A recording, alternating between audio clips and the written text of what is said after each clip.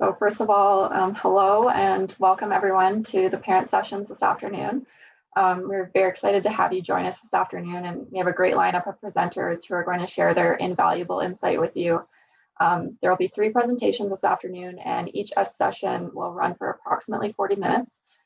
Should you have questions during the presentations, please utilize the Q&A chat function to submit those, and we will look to get in as many as we can at the end of each presentation. We are kicking it off with supporting your child in sport. After that, we will have supporting female hockey in your community, and we'll end with the importance of female leaders in hockey.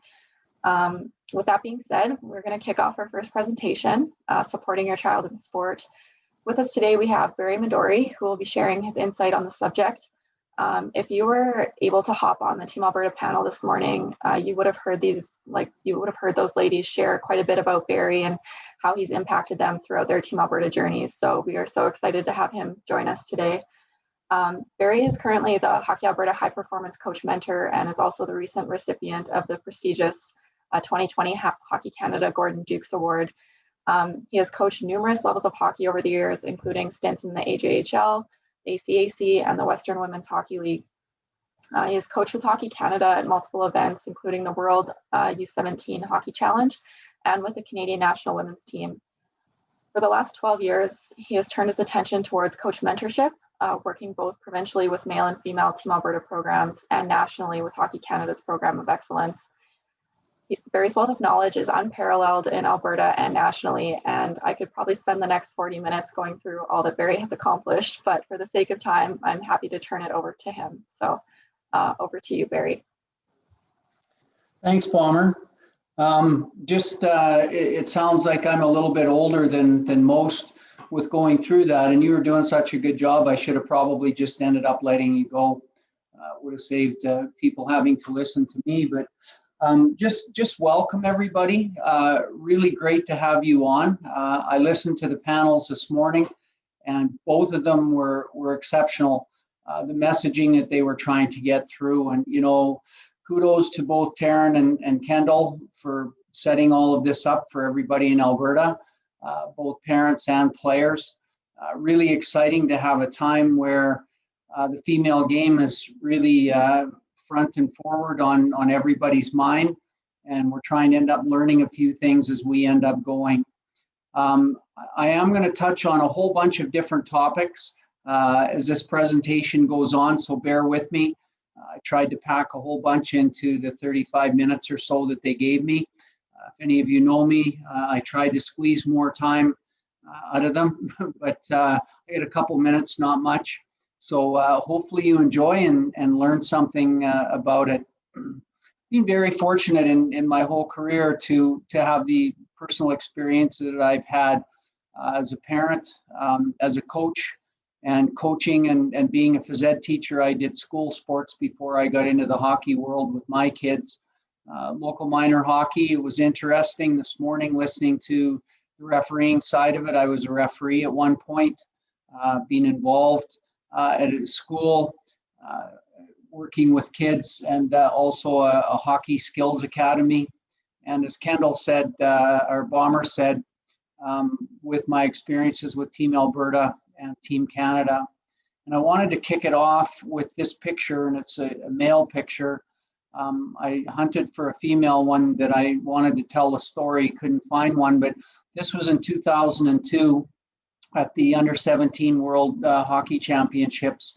The one guy on the right-hand side, you might recognize him. He played in the NHL, Clark MacArthur, quite the pianist. But this was New Year's Eve, and it was in Winnipeg, Manitoba. And we had convinced the parents to come. We were going to celebrate New Year's with their kids. All of these boys were playing in the Western Hockey League.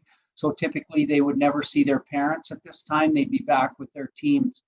Anyways, we put together a program for the kids and the parents that was fantastic. It was a great experience.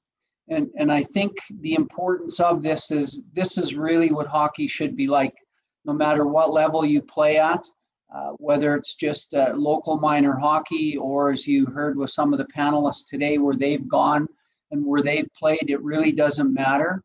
I think the important part is just hockey's a game for life. And I think from a parental point of view, that's what it should be too, is supporting your kid in sports. And all of these parents at night, typically, again, we know as parents, you might celebrate in different ways, but it was a non-alcoholic evening for them. And it was just a fantastic opportunity to bond with their kids. So reasons that kids play sports. And obviously, I think as you listen to the four girls this morning talk, and Taryn didn't say much, but she certainly was part of this group as well, going through her hockey career. It pointed to life skills and the friends and the coaches and the things that they did and the things that they learned and the things that they'll end up remembering. I took the stats on the left-hand side just from a survey that I picked out a year or so ago, and each one of them is pretty important when you take a look at them as far as kids and why they want to end up playing. And obviously the biggest one, and especially with what we've been going through lately, the last year, that very first one, to have fun and enjoy it, it's got to be a sport that relates to that. And hopefully with all of you kids that are on, and also the parents listening, that's what you're trying to do to get out of it for your child's experience, is just that fun and being part of a group. There's so much to learn from the aspect of the team side of it, whether it's leadership or buying in, working together, all of those sorts of things that make a difference. And I think as adults, we all realize that in our workday jobs, the importance of it. You got to love what you're doing, and you have to have a purpose for it. So this one here might be a little bit tough for you to read, but the reason my daughter's in sports is so that she will. And again, this is from a survey. I found a whole bunch of different ideas and thoughts from a couple different sources to put in it. And these are really common apple pie parent aspirations for putting their kids in sports. And I think as you read through them, you'll find that, similar to what the panel was saying this morning, that a lot of the things that they talked about are here, about enhancing their skill development and bringing fun, gaining self-confidence, a healthy lifestyle, all of those sorts of things, how important they are. And again, if we as parents would be ones that that can actually live by these things and really understand it and have it in our value system, our kids will always end up being better for it. One of the things that's not in here and really is important, and I'll touch on it later on, is just allowing kids to fail first, to fail forward, and then to get on with it. Too much, I think, as we end up going, that we don't allow some of that to happen, and it ends up at the end of the day inhibiting some of the growth and development of the kids.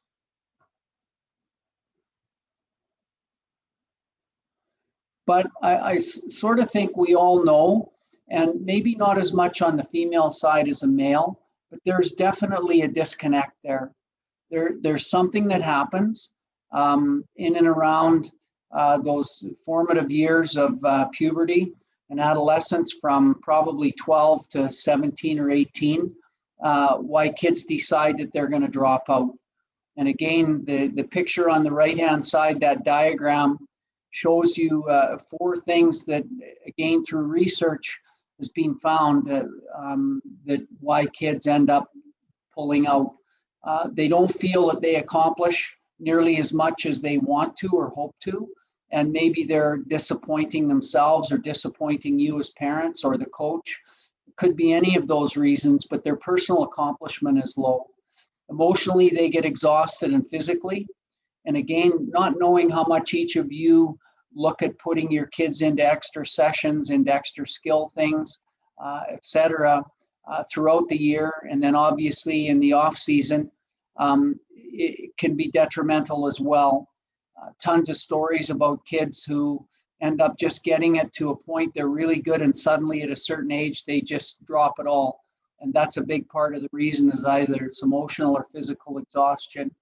And that ends up creating some of that negative feeling towards sport itself, and in some cases to all sports, not just the hockey side of it.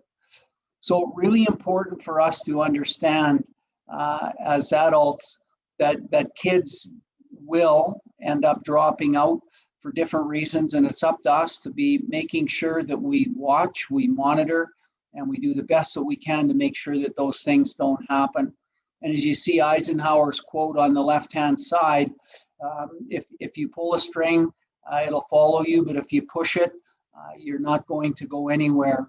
And I think it's a valuable lesson for us as parents and adults to understand and recognize.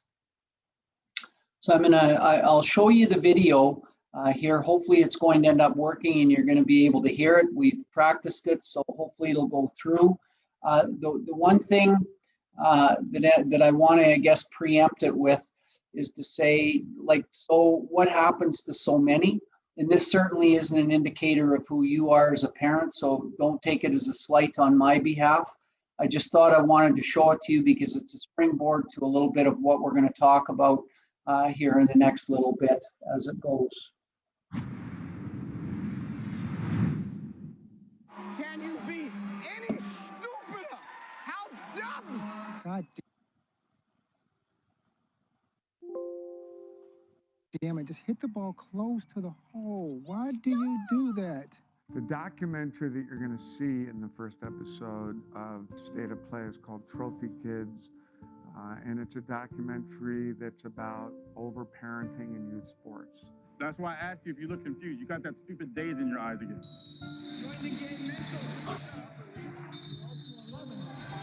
These parents are at times out of control. They're very intense. You got me driving back and forth from this school for you to go out and do absolutely nothing. There's clearly a vicarious element to the relationship with them and their kids. What if I didn't do everything I could to help them realize their dreams?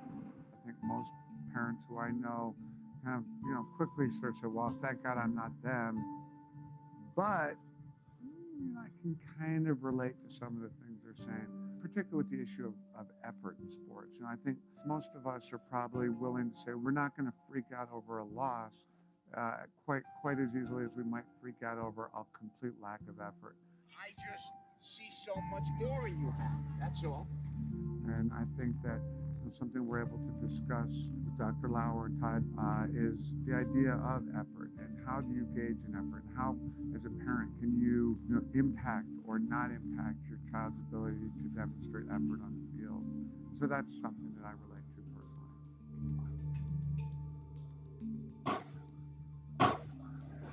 personally. So to me, when I first saw that short little clip on Trophy Kids, it had a major impact on me in a number of different ways. The lady that talked about, what if I don't give everything I possibly can? I think as parents, a lot of us think that way, that we want to do absolutely all we can to help our child. And that means whether it's time, money, energy, et cetera, that we put into it. There's a love there, there's a passion. And I guess what that Trophy Kids, the whole presentation, and some of you may have seen it, it was put out a number of years ago. What it ends up getting down to is that we really have to be careful and monitor who we are as parents and not getting ourselves caught in trying to live our child's dreams and trying to make them into something that they may not want to be. The pressures in that are on kids in general in today's world are extremely hard. And when we as parents put more on it, it makes it even tougher on them. The other impactful part in there, and the moderator talked about at the end, was just the whole thing about how do you measure effort. I know myself as a parent and a coach, when my kids were young going through it, and even watching my grandkids now, that's one of the things that I look for. As long as they're trying and working hard, it doesn't matter win, lose, draw, whatever, how far they end up going in the sport. It's more, what are they putting into it? Because again, that's a life lesson. If we can teach ourselves and teach our kids the importance of working hard, and hard workers achieve good things, and they're always successful, good things will end up happening to them. And that should be a big part of the lesson in sports just in general, is that's what we want to get out of it, is how do we want our kids to be in society when they get older? When you look at statistics, and they just had a program out recently with basketball in the United States, and they had like 3 million kids playing basketball, and I don't even know if it was throughout the whole states, but by the time all was said and done, the percentage of those making it to the NBA was less than 0.001%. So there's so few that ever make it to those next level opportunities. So again, we need to challenge ourselves as to why our kids are playing and what we're doing to support them in it. Just a story here about parents making a difference. You heard this morning that one of the girls talked about 2019 in the Canada Winter Games, a picture at the bottom. And by that time, from the one in 2011, the above picture that actually had Taryn in that picture as well, I learned a lot from a mentorship standpoint, how to help coaches, how to help the girls, doing the mental performance piece, the importance of it. But it wasn't just a mental performance of the girls. I found in 2011, it was my first real lesson in how do I help parents in the mental performance side of things to be mentally tough, to be mentally understanding for their athletes. We had Howie Draper was a head coach in 2011, and he'd won 6 or 7 national championships leading into it. So we had a great head coach and an outstanding staff to support him. One of the things as a mentor, I don't tell coaches what to do. I facilitate learning and throw little hooks into the water when I see something that maybe they could change or think about or whatever else. Anyways, one of the hooks that I'd thrown into the staff was, especially with girls, is they don't relate well to change, and especially not in a sport that's high paced and high performance. So I suggested to them early on that they change lines a little bit, who's playing with who, different roles in that in the tournament, so that if they needed to make changes, it would be accepted. Well, needless to say, Howie's a guy that sticks with chemistry, and at the end it proved out right. But partway through, he did make a couple of lineup changes, and it started with the girls that the lineup changes were made against or with. It ended up them going to their parents talking to other parents, and suddenly we had a bit of a mutiny on the bounty on our hands. Part of my job is to be in the stands as well, listening to parents, talking to them, seeing what's going on, and figured out right away that we had an issue. So we had a parent meeting probably after game 2. And that tournament, we went 7-0, so we didn't lose a game. So it wasn't as if we were losing and they were upset. It was that their girls had to change lines or weren't on the power play or whatever it was. And they were upset, and they are supporting their daughter in that way and not in more of an accountability piece. Well, the coaches know what they're doing, and they're trying to make a difference for the team. So my job was to talk to the parents and I guess educate them to the fact that Howie and the staff knew what they were doing, and they needed to trust in what the staff was doing and relay that information back to their children. Well, at the end of it, and as you heard this morning, that team ended up winning. The parents understood what was going on. They came back after the meeting that I had with them, thanked me, and I could just tell it was a whole different demeanor for the rest of the tournament. They got it, and they bought into it, and it helped their kids to buy into it. 2019, we didn't have that, and the reason why is because we have a number of camps leading into Canada Winter Games. That's the beauty of it, is we have a year to prepare. Well, between Kendall and I, we had many parent meetings. We did team building with parents. We taught in a different way with them so that by the time we got to that event, they knew that they needed to be supportive of their daughters if we were going to do well. And thank goodness, because again, as you heard this morning, we didn't start out very well in that tournament, but we knew what we had, and we ended up getting better every game. And that's what short-term competition is all about. So girls, any of you who aspire to play Team Alberta, whether it's the Winter Games, the Challenge, or to move on to under 16 and under 18 opportunities, that's a huge piece of it. Is how you start won't be how you finish. You are going to get better as time goes on.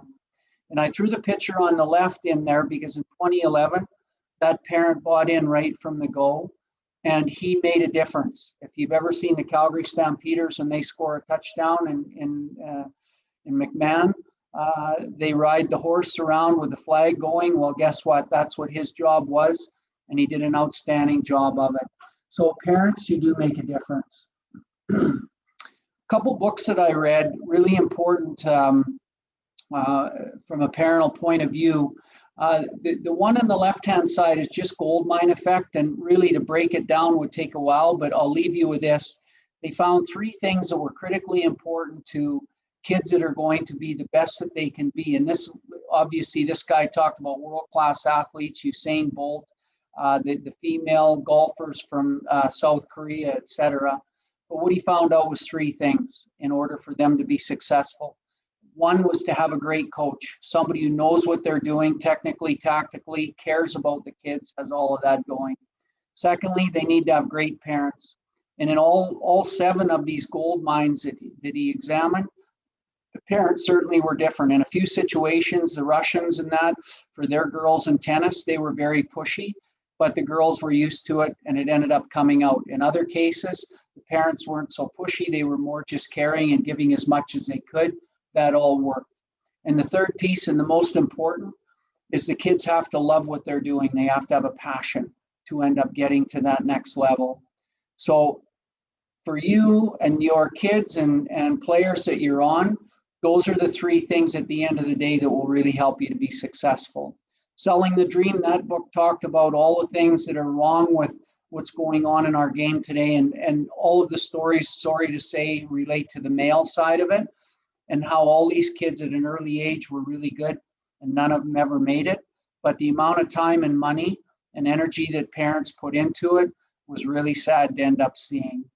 So at the end of it all, just a little bit of a message to people that it can go both ways depending on how you take it and where you want to end up going.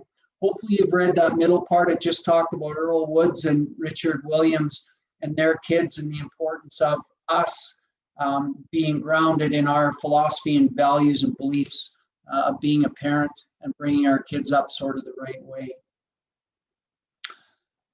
I found in the last year, I've done a whole lot of sessions through Zoom, and it's a little bit weird. Normally I'm used to talking to people in a room. I can make eye contact and walk around and all of those things, but it's been a little bit of a challenge this year, and it's a challenge for you as well.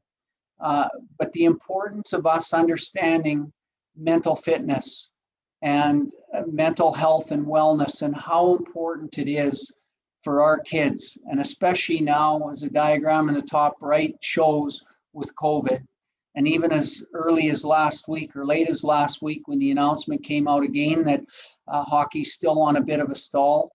We're waiting for numbers to continue to go down.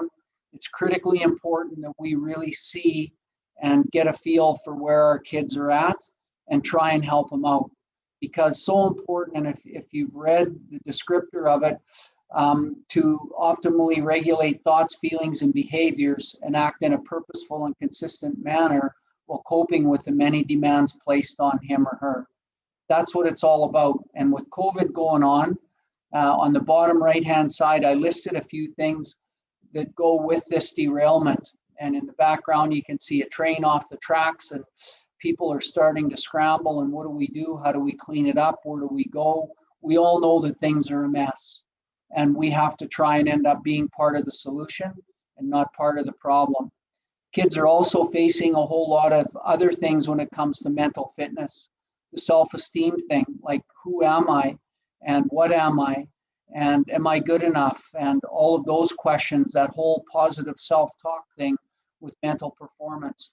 That again, with the Team Alberta side of things, we talk a lot about, because if we can get the kids to believe in themselves, they can achieve a whole lot more. Kids nowadays as well, and maybe even more so with the COVID, the technology and the gaming, the amount of time that they spend doing that. And again, a lot of it is aimless time. They're not really learning a lot other than maybe getting really good at their thumbs and maybe the compete level with friends and that they're playing against. How impatient our kids are these days. They want to be somewhere yesterday, not tomorrow. And as Cass said this morning on it, how much time she put in to training off ice to get prepared for what was to happen with her with time going on. And I can honestly say her tryout in 2011, if we wouldn't have had so many good players, she would have been there. She was one of the hardest workers, and you could just tell back then how badly she wanted it. So again, that whole thing about understanding that things aren't always going to happen at the beginning, but if you work hard at it, good things will happen at the end. And then all the distractor pressures. And honestly, parents, you're one of those distractor things. You could look at scouts, you could look at coaches, you could look at boyfriends, et cetera, et cetera. All of those things are distractors that end up being pressures on the kids today as well. So we need to understand mental fitness, and we really need to support our kids, and especially now with what we're going through. Hopefully you've heard about a fellow named Simon Sinek. He started a number of years ago. He's got the second most watched broadcast ever on TED Talks on why. And I think all of us as parents, we need to know what our why is when we put our kids in. What's our motivating factor or factors? If it's to get a scholarship or play in the national women's team, then you're going to be driven, and you got to know that there's going to be ramifications for your kids. If your why is to get them in life skills, to have a whole lot of other people interactions, they're going to become leaders. Again, different, but that's your motivator, because that will end up giving you your how and your what, the process and the product. The puck in the bottom, Hockey Alberta has 4 pillars that whenever we work with kids, we look at all 4 of those areas to try and develop. Hence the picture above that of the paint in the hands. That's what the mosaic is of every kid that we get into our program, and every minor hockey that has a kid that goes into it. We're starting with a fresh canvas, and we're looking to end up using that paint to create masterpieces out of them, whatever the masterpiece ends up turning out to be. So our whole thing here is we need to understand what our why is, and it will take us a long way. Hence the next slide, what I wanted to just share with you is how important knowledge is for you. You heard from Carson and the others, the importance of moving on in sport, playing at a college level, coaching at a college level, refereeing at an international level. All of those things take a lot of time and experience, but also a lot of knowledge. So how are you, as a parent, how are you educating yourself to know what's going on in the hockey world for your daughter as time goes on? Are you reading books? Are you contacting mentor people or coaches, et cetera, that can help you to show you some different pathways that kids can go? A lot of kids, especially the top end ones, think that going down south to play at a university down there is a be all to end all, and it's a great experience. My daughter had the good fortune of going down, but as a parent, the selfish side of me, I wish she'd have played at U of A, but her choice was a little different, and that would be a piece of advice I would give you as well in the educating part, is help them make a decision, but don't make it for them. At the end of the day, they need to live their lives. And if something doesn't go well, and in a lot of cases we hear it doesn't, no matter where they go to school, you don't want to be part of the brunt of it for a long time that I told you so. Anyways, just educating yourself, knowledge is a weapon as you're trying to help your kids. So I'm going in a knowledge side here for a few slides. And the first one is just to understand the LTAD model, that there's 10 different parts of life that you can end up going through, where your kids are going to end up being at. In the next couple slides, we'll show you a little bit more. They're past the fundamental side, so they're learning how to train, and a lot of them, depending on their age, are training how to train. What we find with minor hockey is that a lot of people suddenly, as a coach, they're putting themselves in that purple category, training to win. Well, the only people that are doing that are professional athletes and our Canada winner, or our Canada, Team Canada female team. They're in it to win it. Even when I coached the under 22 team with Team Canada for a number of years, our whole process was to develop these kids so that the best ones could move on to the national team. Was it nice to win? It always is, but at the end of the day, that wasn't, as a coach, what our objective was. So really, that's another piece of knowledge to understand the long-term development athlete plan. And Hockey Alberta for sure ends up falling in that category. All the kids that we work with, We're teaching them how to train, and then training to train in our, again, if I go back to our early programs with the challenge in the Alberta Winter Games, just what is short-term competition? How do you prepare for it? How do you play in it? How do you react to different situations? In no way do we tell our coaches or our players that we're training to win, even at the Team Alberta level. I think it's so important for you to understand this part as well about multi-sport and athletes. It's critical to their success. There's no question about it. The more that they can do these things and play different sports, the better off they're going to be as they move on in their careers. Physical literacy, and again, that goes back to the multi-sport slide. And if you just read there, if you can run, you can take part in all of those different sports. If you can throw, if you can swim, and if you can skate, et cetera, et cetera. Obviously, this slide doesn't color that. But what you're seeing is the opportunity. If we get our kids to be physically literate, they can do so many things as their life goes on, and lots of things open up to them. How do they become literate? Well, they move, they have a good sense of physical self, and they're able to do those read, anticipate, and respond things. So go back to the puck that I showed you earlier. All 4 of those pillars are covered in this slide here. Just about the amount of time that needs to be put in physical, mental, technical growth for the child to be good. That all relates as well to the living standards and that. And then here I just wanted to show you the importance of early and late development and specialization. And so many people think that their kids should specialize in certain sports at a very early age. And again, this is all scientific proof and fact that that's not the case. To be a good hockey player, you don't need to specialize early, but you do need to know how to skate. That's the biggest thing. All of these other things come from physical literacy. And at the end of the day, your daughter will end up being much better for it by being physically literate. This last slide on literacy and that is really important too. And what it shows you, if you take a look at it, the red and the white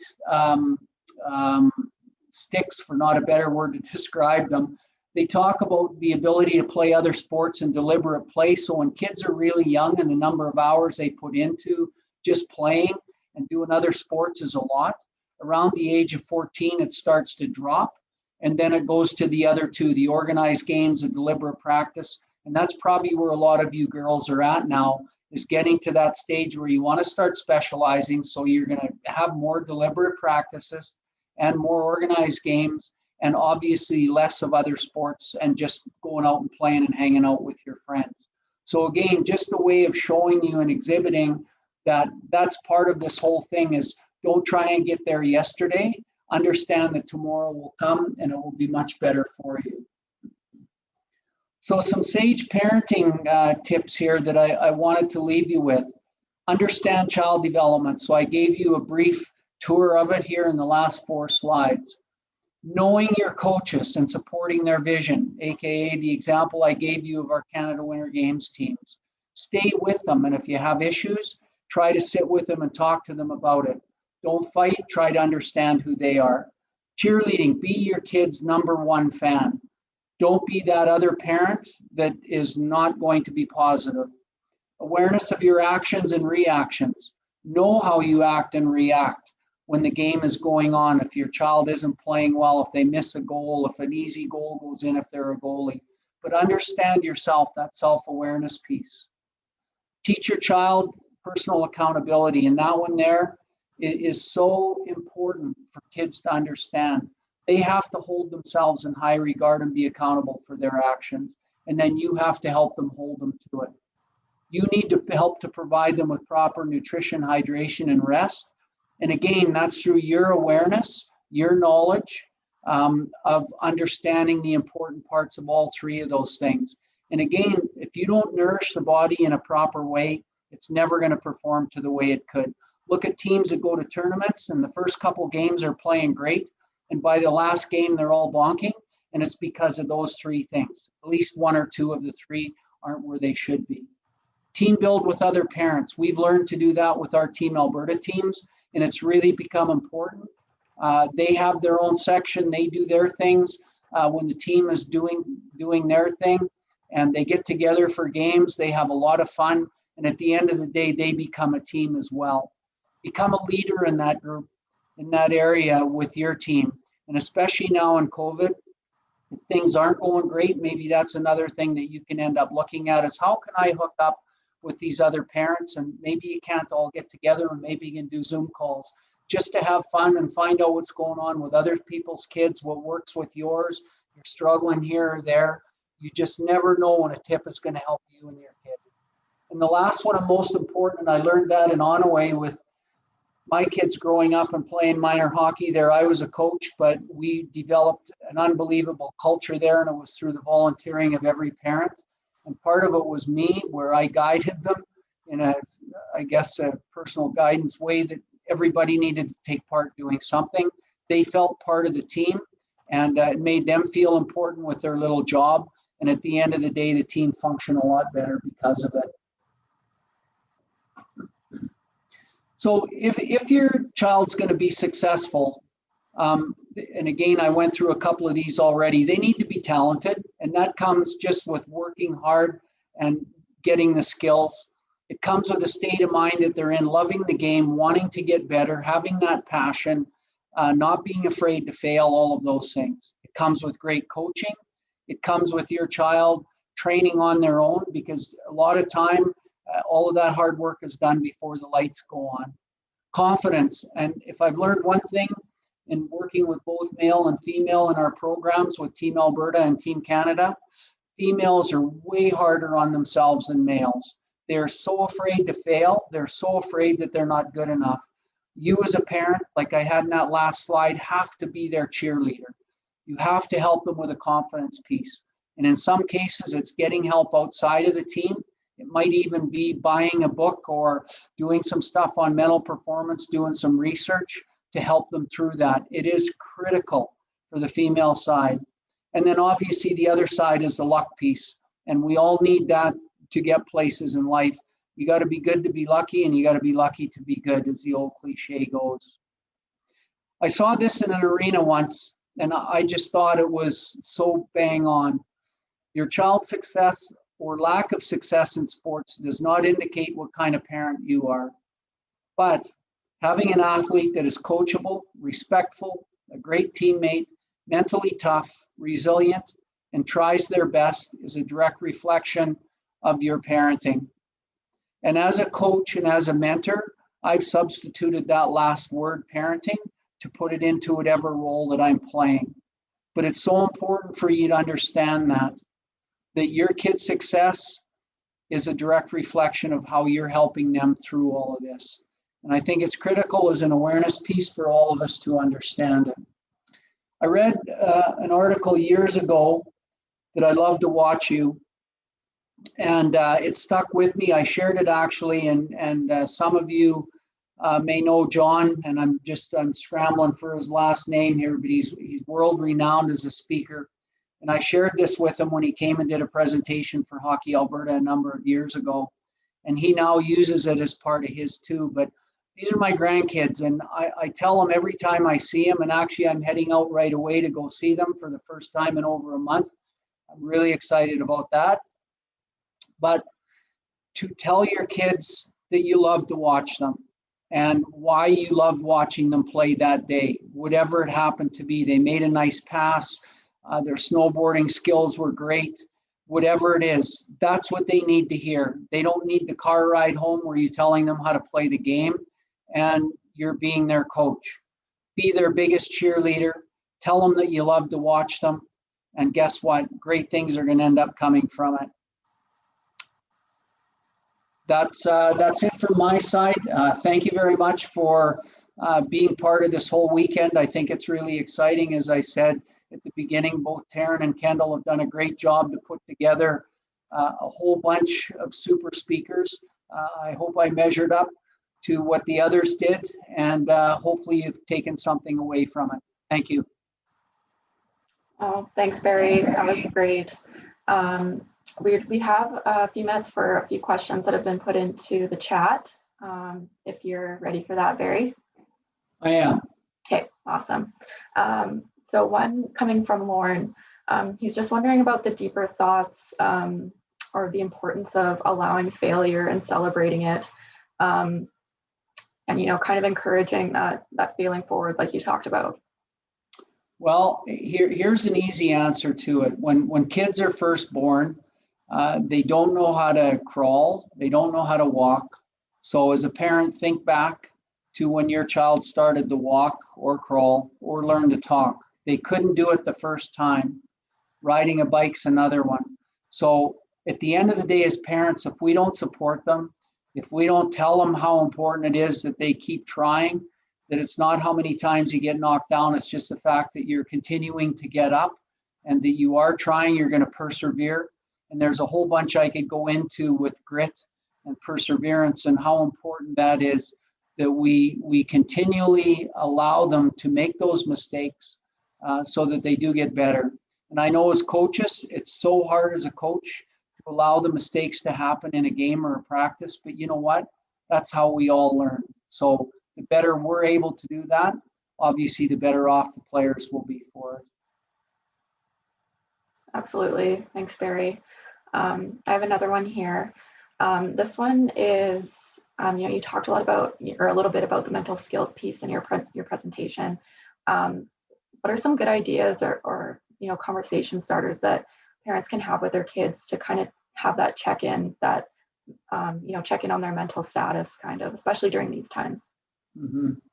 Well, I'll give you two things. The first one is buy a book called Thinking Body, Dancing Minds.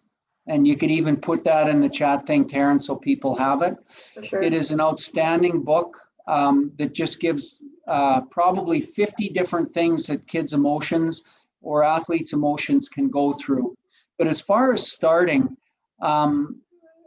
conversations, the one about I love to watch you, and then asking them how they felt when they made that pass, or they back checked hard, or that goal was scored on them, or whatever else. I think just the mental arousal piece, and that's when I work with the Team Alberta athletes, is before like every day we do a presentation, and then I meet with kids individually that want to, and that's my way of prefacing it, is how did you feel, or what are you feeling, how are you thinking, something like that, to get the child to express to you how they're feeling. And that usually will tip it off to how you can lead into conversation from there.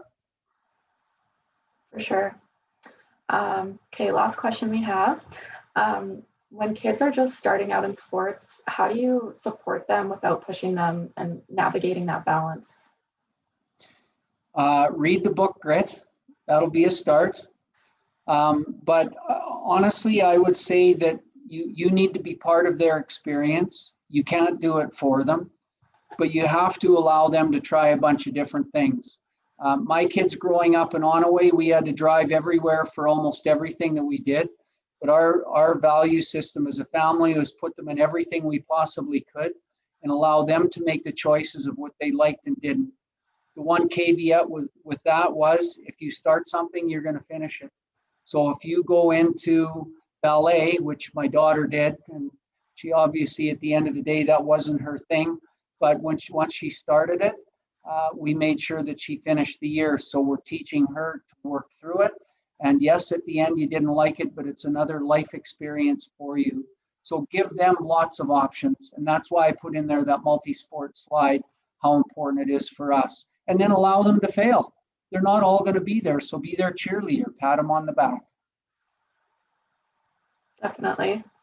Oh, thanks for that, Barry. I'm sure our participants took some key things out of this presentation. We have lots of thank yous in the chat. Especially like what you talked about with, the different types of distractors, and, that it's important to recognize them and be able to move past them. So thank you so much for your time today. That was phenomenal. And we will look to wrap up this presentation. But, next we have another phenomenal guest and leader in the female game, Trina Radcliffe. She'll be joining us to discuss how you can support female hockey in your community. So please make sure you click on the next link to access this awesome session. And thanks everyone, and we'll see you over at the next session. Thanks, Bomber. Thank you, everybody. Thanks, Barry.